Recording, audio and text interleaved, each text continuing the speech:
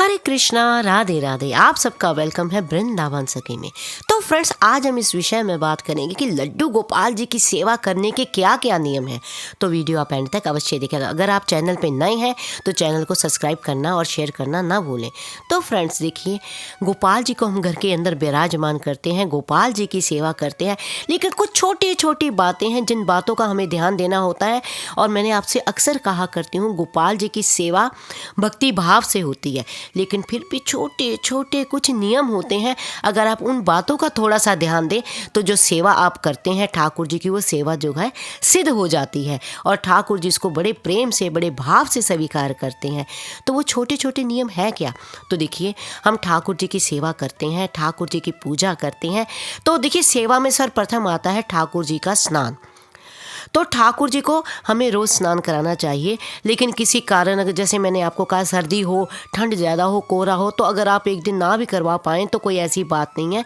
लेकिन ठाकुर जी का जब आप स्नान कराएं तो सर्दी गर्मी का देख के, मौसम देख के ही आप करवाएं कि सर्दियों में कैसे करवाना है, गर्मियों में कैसे करवाना है। उसके ऊपर काफ़ी वीडियोज़ मेरे चैनल पर, आप जाके उसको देख सकते हैं। और जब भी, विशेष बात, जब आप ठाकुर जी का स्नान कराएं तो स्नान कराते वक्त कभी भी ठाकुर जी के पीठ के दर्शन नहीं करने चाहिए। और दूसरी बात, जब ठाकुर जी की हम सेवा करते हैं तो हम ठाकुर जी के आगे दीपदान करते हैं, यानी ठाकुर जी की आरती करते हैं।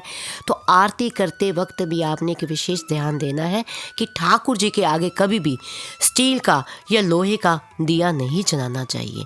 ठाकुर जी के आगे हमेशा आप, अगर समर्थ हो तो आप चांदी का दिया जलाएं, अगर समर्थ नहीं है तो कोई बात नहीं, पीतल का दिया मार्केट में मिल जाता है, तो आप पीतल का दिया ठाकुर जी के आगे जलाएं। और देखिए, जब भी ठाकुर जी का आप श्रृंगार करें तो श्रृंगार में किन किन वस्तुओं की ज़रूरत होती है, इसके ऊपर भी मैंने वीडियो डाला हुआ है। तो श्रृंगार करने के बाद ठाकुर जी को आप दर्पण जरूर दिखाएं। दर्पण दिखाना बहुत ज़रूरी होता है कि ठाकुर जी को दर्पण इस भाव से दिखाया जाता है कि प्यारे देखिए, आपका हमने श्रृंगार किया है और श्रृंगार में आप कैसे लग रहे हैं। तो ये भी एक सेवा में आता है। तो ठाकुर जी को आप दर्पण अवश्य दिखाएं। फिर उसके बाद जब ठाकुर जी की आप श्रृंगार करते तो इत्र सेवा भी आप विशेष होती है, तो इत्र सेवा भी आप ठाकुर जी को विशेष किया कीजिए।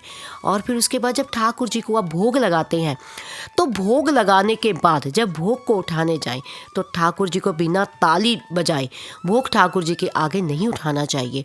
क्योंकि जब हम भोग उठाने जाते हैं तो हम, कई बार मैंने देखा कई लोग सीधा ही थाली ठाकुर जी के आगे से उठा लेते हैं। ऐसा नहीं करना चाहिए। क्योंकि मन में ये भाव रख के आप भोग लगाइए कि प्यारे आप पाइए और प्यारे उसको पा रहे हों, हाथ में ठाकुर जी के खाना हो और आप आगे से छीन लें। तो ऐसा नहीं। आप ठाकुर जी को जब भी भोग लगाएं, पर्दा लगाएं, और जब भी भोग उठाने जाएं पहले ताली दे कि प्यारे जय जय हम आ रहे हैं। तो फिर भोग को आप उठाएं, यानी ठाकुर जी तसल्ली से उस भोग को ग्रहण कर लें। और दूसरी बात, जब आप ठाकुर जी को स्नान कराते हैं, स्नान कराने के बाद जो जल होता है उसको इधर उधर ना फेंकें। क्योंकि ये जो जल होता है ये कोई साधारण जल नहीं होता, ये ठाकुर जी के श्री अंग से निकला हुआ जल है। उस जल को आप थोड़ा सा पी लें और पूरे घर में छिड़क दें। उसके बाद किसी गमले वगैरह में उस जल को जो बच जाए उसमें डालें। और ठाकुर जी को हम जो भोग तुलसी देते हैं, उस तुलसी का भी पत्ता जो है आप बाद में गिराएं नहीं। उस तुलसी के पत्ते को आप प्रसाद की तरह ग्रहण कर सकते हैं। आप उसको अपने जल में डाल के पी सकते हैं, नहीं तो उसको हाथ में मसल लें और उसकी गोली बना के आप जल से अंदर ले लें। तुलसी के पत्ते को कभी भी चबा के नहीं खाना चाहिए।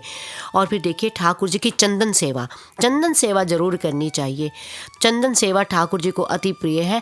तो आप चंदन घिसिए, उसके अंदर आप चंदन घिस के अंदर केसर डाल सकते हैं। वो ठाकुर जी को चंदन सेवा आप ज़रूर दें। और सबसे विशेष बात, ठाकुर जी को रात्रि को शयन जरूर कराएं। मैंने कुछ लोगों को देखा है कि वो रात्रि को ठाकुर जी को सेवा तो करते हैं गोपाल जी की, लेकिन रात को नहीं सुलाते। बोलते हैं ये तो भगवान है, इसको क्या सुलाना। ऐसा ना करें।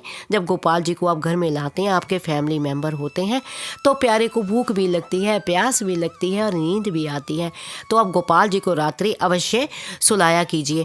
और ऐसा आप देखेंगे, अगर आप गोपाल जी को नहीं सुलाएंगे तो आपके जो गोपाल जी हैं ना, वो आप अगर भाव रखते हैं तो भाव से देखिए, गोपाल जी की आंखें चढ़ी चढ़ी सी महसूस होंगी, वो चिड़चिड़े से महसूस होंगे। और रात्रि जब आप शयन कराना शुरू कर देंगे ठाकुर जी को, तो ठाकुर जी जो है आनंद से आपको हंसते हुए दिखाई देंगे। तो और विशेष बात जो है, ठाकुर जी के भोग में, ठाकुर जी के स्नान में कभी भी गंगा जल का उपयोग आप ना करें। तो ये छोटे छोटे नियम हैं जिसका आपको ध्यान देना है और ठाकुर जी की सेवा आपको करनी है। तो आई होप आपको पता लग गया होगा कि ठाकुर जी की सेवा हमें किस प्रकार करनी चाहिए। तो फिर भी अगर आपके मन में कोई संशय, प्रश्न, क्वेश्चन, क्वेरी हो तो आप कमेंट बॉक्स में लिखिए। मैं प्रयास करूंगी आपके प्रश्नों का उत्तर देने का। और अगर आपको ये वीडियो अच्छा लगा हो, वीडियो को लाइक, शेयर, सब्सक्राइब करना ना भूलें। हरे कृष्णा, राधे राधे।